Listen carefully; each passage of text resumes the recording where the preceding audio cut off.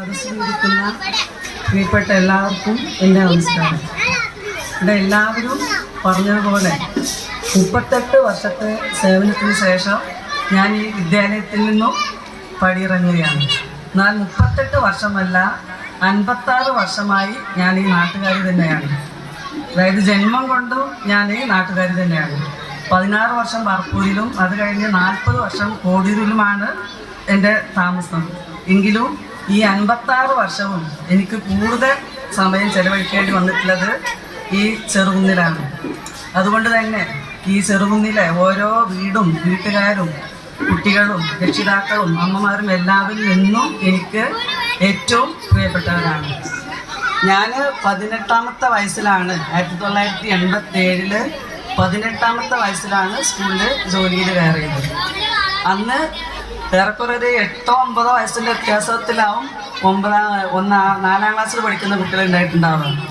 അപ്പം ഇന്ന് അവരുടെ മക്കളെയാണ് ഞാൻ മിക്കവാറും കുട്ടികൾ ഇന്ന് അവരുടെ മക്കൾ 4ാം ക്ലാസ്സിലൊക്കെ ആയിട്ടുണ്ടാവും.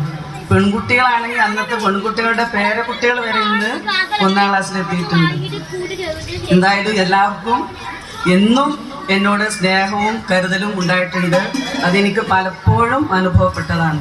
ഇപ്പോഴും 35 വർഷം ടീച്ചറായി സേവനം അനുഷ്ഠിച്ചു.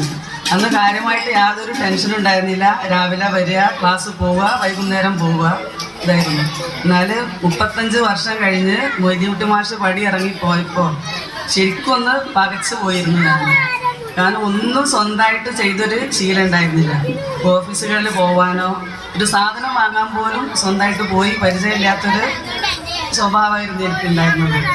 ഞാൻ ട്രഷറിയിലും മാവേലിയിലും ഓഫീസിലും പഞ്ചായത്തിലും വില്ലേജിലൊക്കെ പോയി എങ്ങനെയെന്നുള്ളത് വളരെ വിഷമത്തോടെ പേടിയോടെ ഓർത്ത് നിന്നിരുന്ന ഒരു അവസരമായിരുന്നു അത്.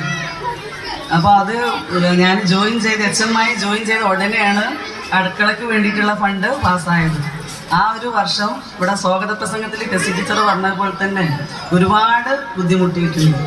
അതിനെല്ലാം കൂടെ നിന്നത് ഈ PTA-യും SSG-യും PTA പ്രസിഡന്റ്, നല്ലവരായ നമ്മുടെ നാട്ടുകാർ, അതുപോലെ പഞ്ചായത്ത് ചെന്നാലും വില്ലേജിൽ ചെന്നാലും ഒക്കെ എപ്പോഴും കൂടെ നിൽക്കാനുണ്ടായിരുന്നത് നമ്മൾ പഠിപ്പിച്ച മക്കൾ ആയതുകൊണ്ടാണ്. ഏത് കാര്യത്തിലും പഞ്ചായത്ത് പോയാൽ അവിടെ ആളുണ്ടാവും, വില്ലേജ് പോയാൽ ആളുണ്ടാവും. അങ്ങനെയുള്ളൊരു ഭാഗ്യം കിട്ടിയിട്ടുണ്ട്. അത് വളരെ ഒരു അനുഗ്രഹമായി തോന്നിയിട്ടുണ്ട്. അപ്പോൾ ഈ പഞ്ചായത്തും താലൂക്കും വില്ലേജും അങ്ങനെ കയറി